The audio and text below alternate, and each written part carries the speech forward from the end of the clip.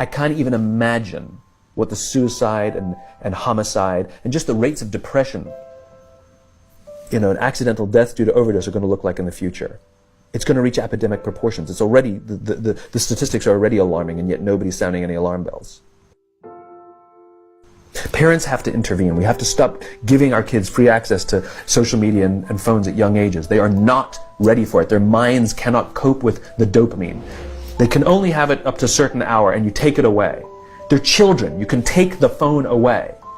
We've got to intervene as parents. But as companies, we now have to deal with the influx of kids that are coming into our companies with addiction. Watch, I see it all the time. Walk through any office.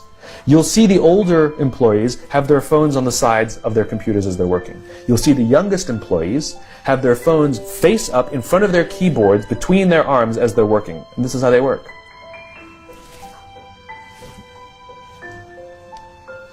And the science is alarming. They did experiments on mice where they did the multitasking. They put flashing lights to mimic going from the computer to the cell phone, the computer to the cell phone to the TV.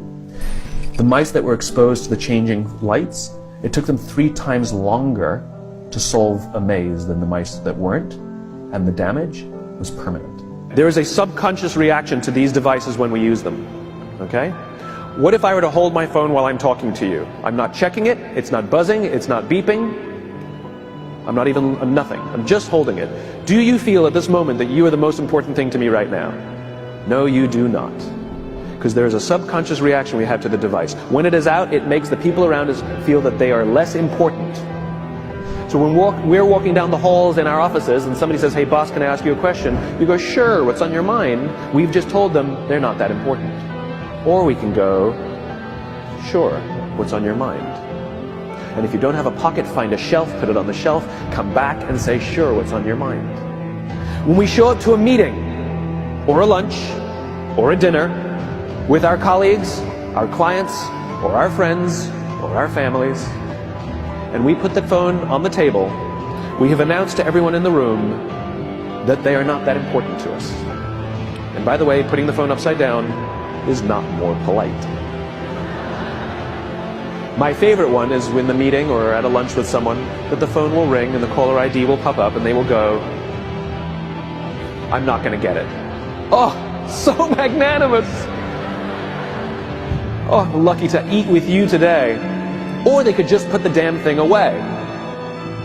You can tell how addicted we are. When somebody pulls out their phone when you're with them, how uncomfortable does that make us feel? You're walking down the street with someone, they pull their phone out. We feel stupid, so what do? We pull our phones out. We're so addicted. Somebody goes to the bathroom when we're at dinner, and what do we have to sit there by ourselves? God forbid we should look around the room for 5 minutes. We pull our phones out. Meetings. Awful. What do we do when a meeting happens, right? Everybody's sitting waiting for the meeting to start.